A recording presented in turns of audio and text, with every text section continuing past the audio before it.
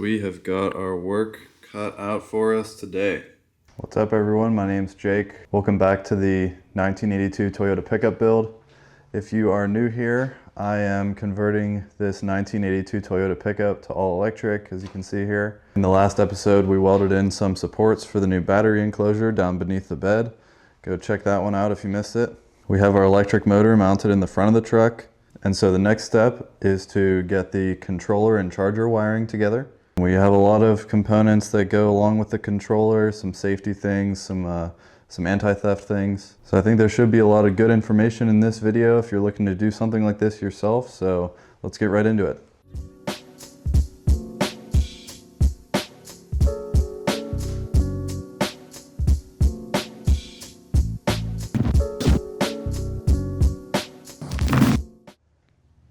Also, side note, before I jump into things, I did get a new mic, so hopefully this is sounding good. I have no idea what the quality is like just yet.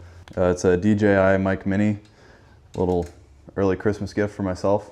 Anywho, like I said in the last one, we got that mounting figured out for the battery enclosure under the bed of the truck.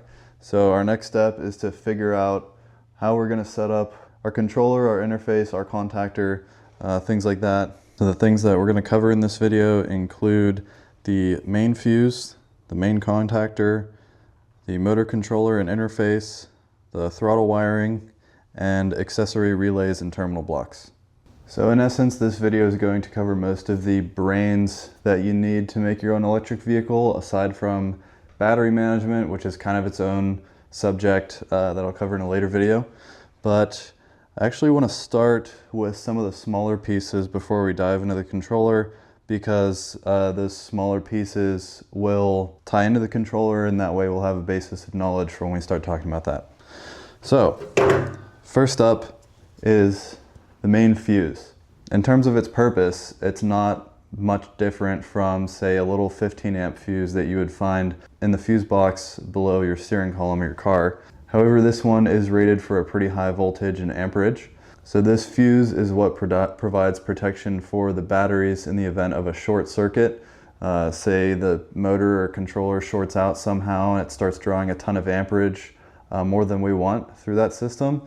This fuse is installed in line with the battery. So mine is I believe 450 amp fuse rated for 500 volts AC or DC. So if current spikes to 1000 amps, this thing's gonna pop, shut the whole thing down, and we shouldn't have any chaos. It's important that you get a fuse that is rated for at least the voltage of your high voltage pack. Mine's 144 volts, this one is 500. If the rating for your fuse is lower than that of your high voltage battery pack, then you run into some problems because the fuse might pop, but the higher voltage might be able to arc across those 2 points and doesn't really serve much of a purpose as a fuse at that point. This one, I believe, I'm not entirely sure, but I believe it's filled with sand, or silica sand or something like that. So when it pops, the sand actually melts and fills that void, so there can't be any arcing. So pretty solid. I think I got this for like 16 bucks on eBay. It's used. They're kind of expensive new, but just keep an eye out on eBay for something that fits your needs and you should be able to find a good deal. I'm mounting these on plastic non-conductive standoffs, so there won't be any worries about shorting out against the case or anything. So fuse installed in line with the main battery cables. Next, oh, light turned off. Next, and this is gonna be a bit of a hassle to get this out of here because I already have it wired in. We have the main contactor. Here we have our main contactor, and the main contactor basically functions as the on-off switch for the electric vehicle.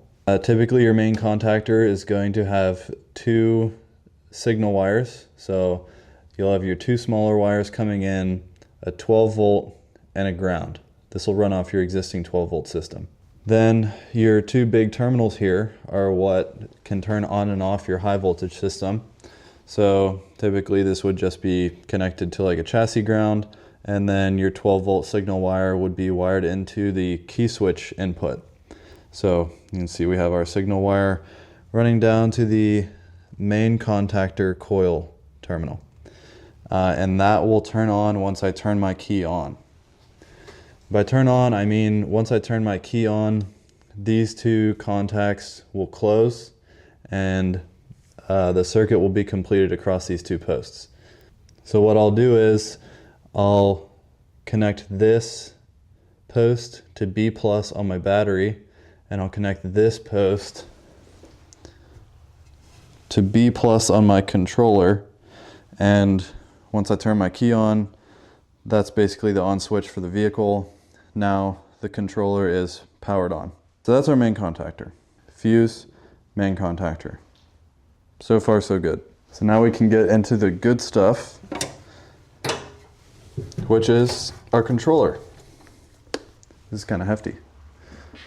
This is the controller that I'm using for this project.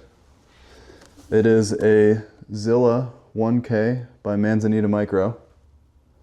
Manzanita Micro is no longer in business. This is a very old controller, DC controller. I'm not going to say they're obsolete now, but the way I'm doing this is not very typical. I'm just kind of doing this with parts that I could find used locally near me. Oh, come on, stop it. But this is regarded as a pretty good DC motor controller. This is a 1K LV model, which means it's good for 1,000 amps. And the LV means low voltage, so this is for 72 to 156 volt applications. They also have a 2K line and a high voltage line. I think the high voltage will do up to 350 volts, but don't quote me on that. Anyways, this will be used at 144 volts. I'll probably cap it at about 500 amps because I'm not liquid cooling my batteries. DC motor control input is pretty simple. We have 4 large bus bars on one side here. We have our B+ and B- for the high voltage battery connections, and we have our M+ and M- for our motor connections. So we got M+ and M- on the motor.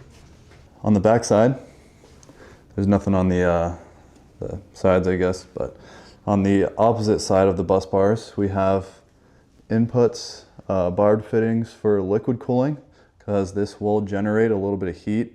Quite a bit of heat, actually. I think it's like 2 watts per amp of motor current, so definitely need liquid cooling. And then you'll also notice it has an Ethernet port. Stop focusing on my face. It has an Ethernet port in the back, and that is to connect to the brains of this, basically. This is the muscle. It doesn't know much, but I'll show you the part that is the brains. This is the brains.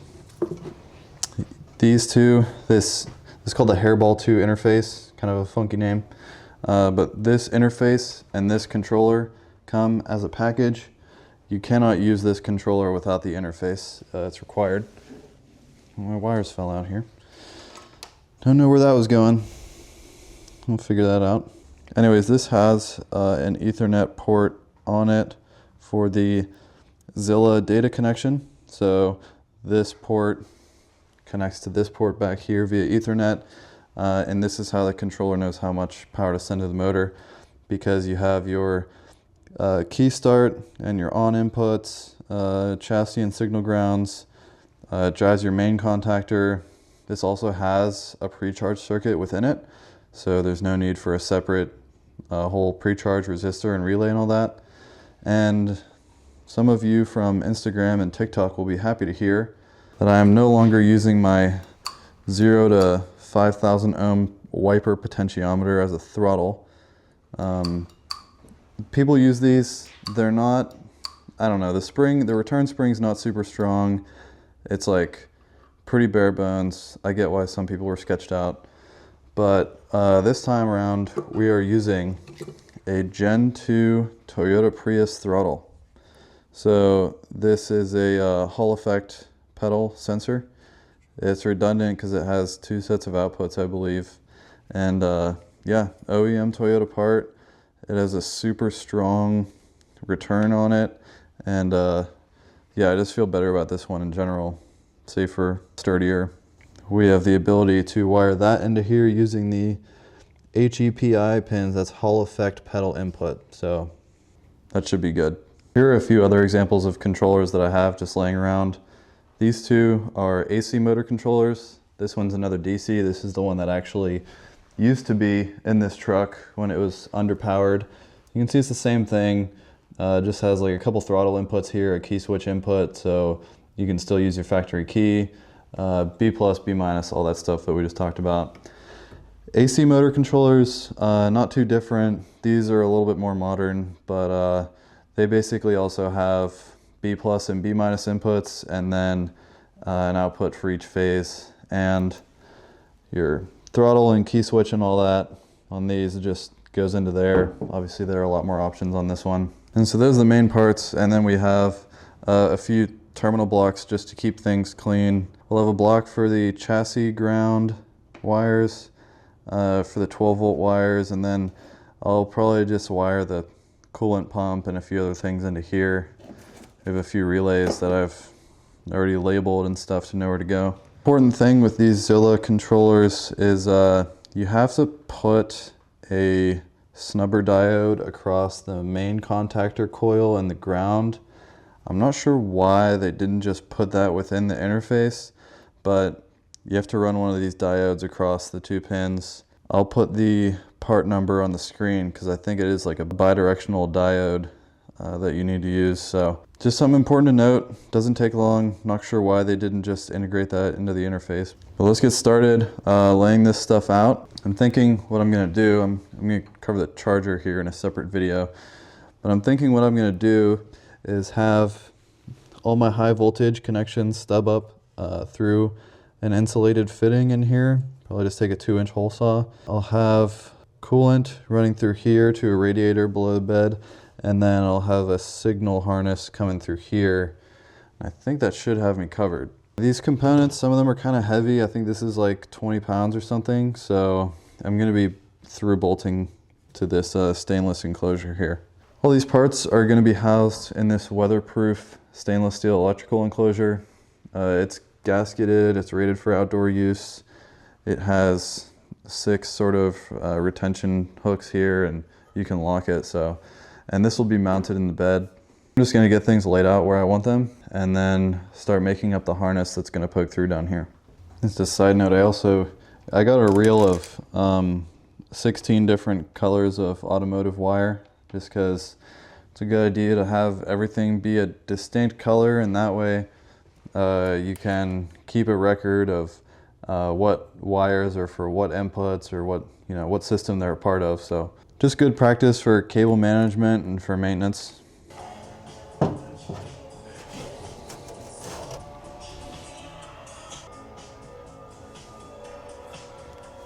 gonna wind up having some pretty short cable runs here from the controller to the fuse. That's all right. So this is a terminal block. I'm going to be using a few of these, and it'll just help keep the wiring a little bit cleaner. This makes it so that if I connect one 12-volt wire here, then all the other terminals here will also get 12 volts. Likewise, if one is grounded, then everything else connected to it is grounded. This way I only have to run one 12-volt wire into this enclosure and one chassis ground wire into this enclosure.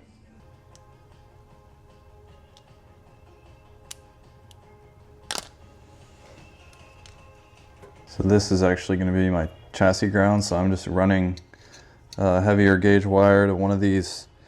They're sort of these studs, these posts you can see right here on the enclosure itself, and since the enclosure is going to be bolted to the chassis, I'm just going to ground everything to there. So I could mark out where I'm going to have to drill some bolt holes.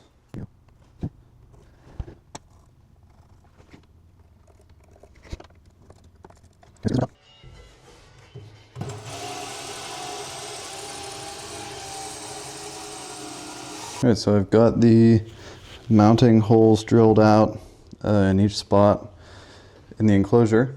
I think the next thing that I'm going to do is test fit this in here where I have the holes drilled out and make my harness, because I have a special connector that I ordered to pass through the box, one that's weatherproof. So we're going to have all of our throttle pedal and key switch input connections running out through the enclosure here.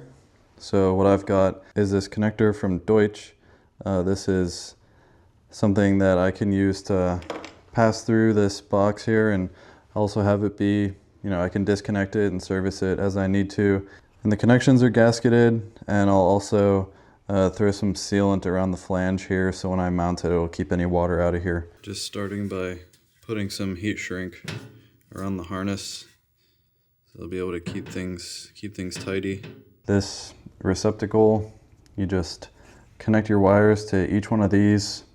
I'll probably solder it and crimp it in place, and then you can just poke them in through here, and then it gets this wedge lock to lock all the contacts in place after you're done with that.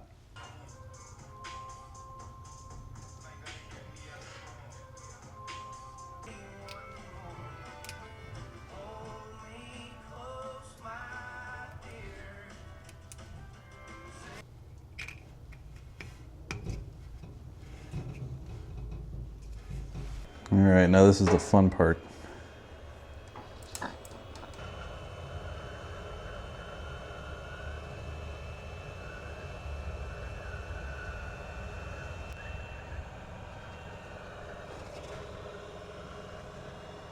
All right, it's been a few days, but I'm back to work on the controller box. Bolt everything in here now, test fit all the relays, see where they can go. I'm thinking probably on this wall, but I just want to make sure I can keep the wiring clean. So I'm going to bolt all those things in here now, and we'll see how things look.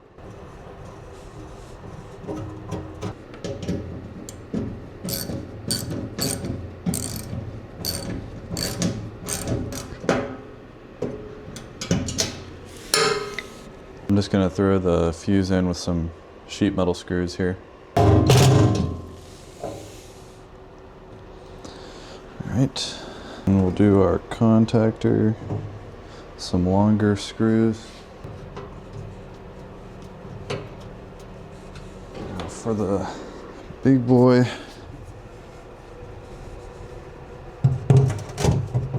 now's as good a time as ever to start putting some of our cables in here, even these short connections. This one's just about maybe 3 inches long, but it's going to go from our contactor to the B+ bar on the controller. Next connection we have is going to be B- to the main fuse right here. I have these left over from the last conversion. This is only about 6 inches long, but we're still going to have to cut it almost in half to be able to fit here. So this will be, and this is nice because this is the thin strand copper, which is like way more flexible than the other stuff that I have. But this will just be here, and then it looks like we'll have to cut, I'd say right about right here, in order to crimp our connector on and make that connection. All right, I ended up having to make 2, but this cable should be good.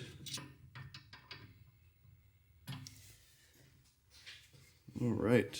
Now with those in, I'm gonna go ahead and make the penetration for this harness. Doesn't really matter where it goes as long as it's kind of set back. It's just gonna go straight down through the bed anyways. I think I'm gonna use a rotary tool for this.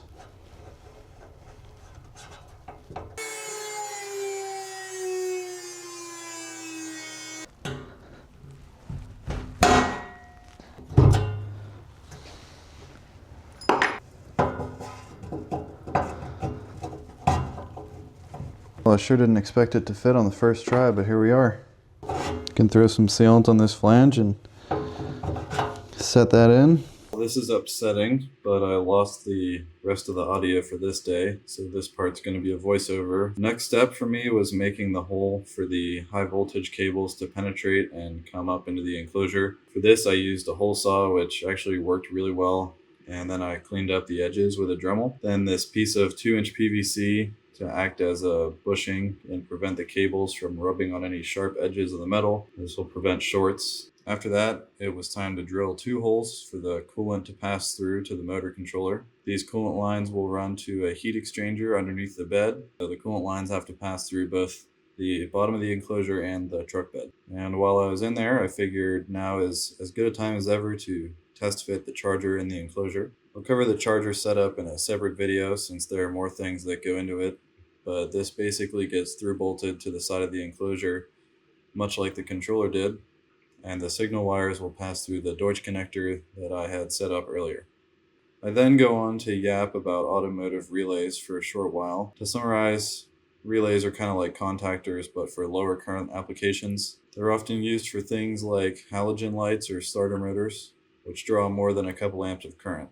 So I'll be using several relays to drive things such as my coolant pump, brake booster vacuum pump, and the DC to DC converter, which will charge my 12-volt battery off the high voltage pack, since I no longer have an alternator. It is at this point where you can finally return to the original audio. All right, so there are a couple more things to kind of finalize in the enclosure there, but I think we're to a point where it's time to figure out where we're gonna mount this thing here.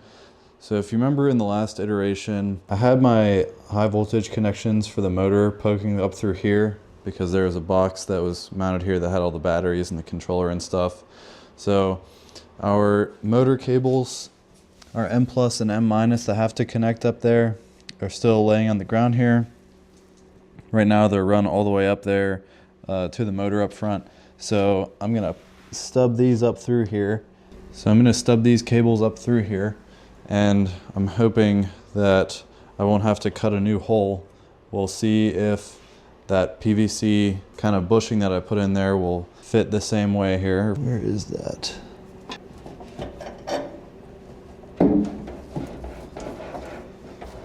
Can you see it? You got plenty of room. All right, let's go get that enclosure. Well, it's a little bit heavier than before I put everything in here. Shocking.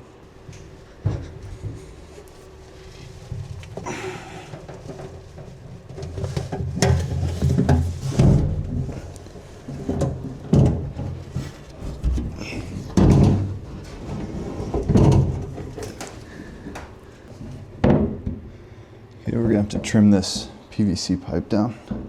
This thing's about 2 inches too high.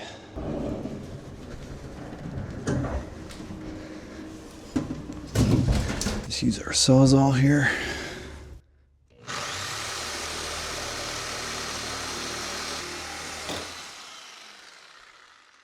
Third time is the charm. Right, now we can get a better look at where these penetrations through the bed are gonna land once it's in here. So I just have it shimmed up off the bed about an inch right now. And you can see our high voltage cables, our penetration from the first build are pretty close. Probably just extend it this way a little bit.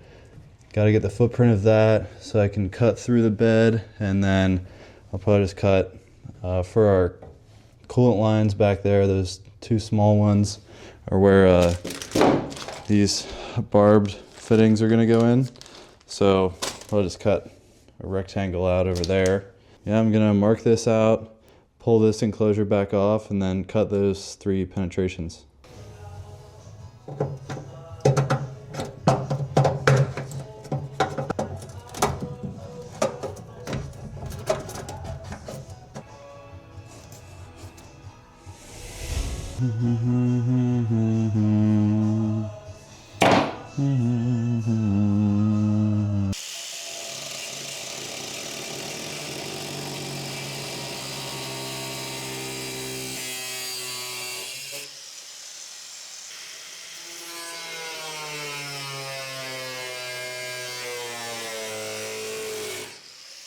Here's a little trick for places like this, where we have cables coming through sheet metal here and there might be sharp edges. We don't want to damage the insulation and risk a short circuit. So in the past, for situations like this, what I've done is just take some old vacuum line or cooling line. It's just like a rubber line. And what I do is I cut it down to length and then cut along one side. I'll cut it to about the length that I need. Something like that right there. Then I'll just cut along it so that one end is open. I'm just gonna take my snips here. Kind of just split it. And now this rubber hose is wrapped around that edge. and it's kind of protected. Hopefully this is just a secondary measure. I'm hoping that that PVC pipe that goes through will do the bulk of the protecting.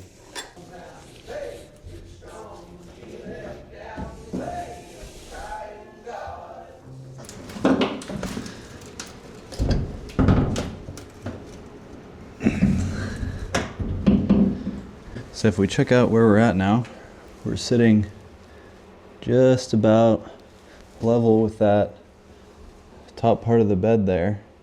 And these cables are going down through without hitting on anything. I checked below. The penetration for that harness looks good. The 2 holes for our coolant lines aren't hitting anything. These are our M plus and M minus cables running back from the front of the truck. And I think before we get those connected, let's bolt this thing into place at the 4 mounting points, and then it'll be in its final resting position. It is that this spacer will go on this little lip, and then we'll be able to thread the machine screw through here. There we go. Beautiful. All right, that is nice and snug.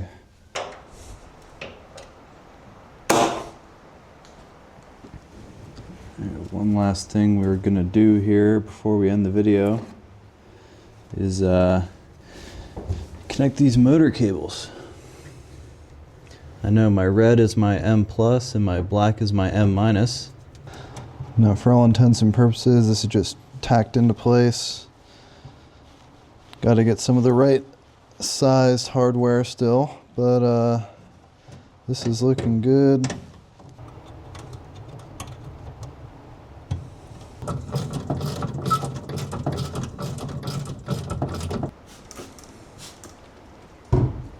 Alright folks, I think I'm going to call it here for this video, since we have the controller and its accessories mounted in the enclosure and the enclosure mounted to the bed. I still have to wrap up a few loose ends like the coolant lines and installing the throttle cable in the cab, but this video is getting a little bit long, so I'm going to make a separate video wrapping up all those accessories and programming the controller to fit my power needs. See you in the next one.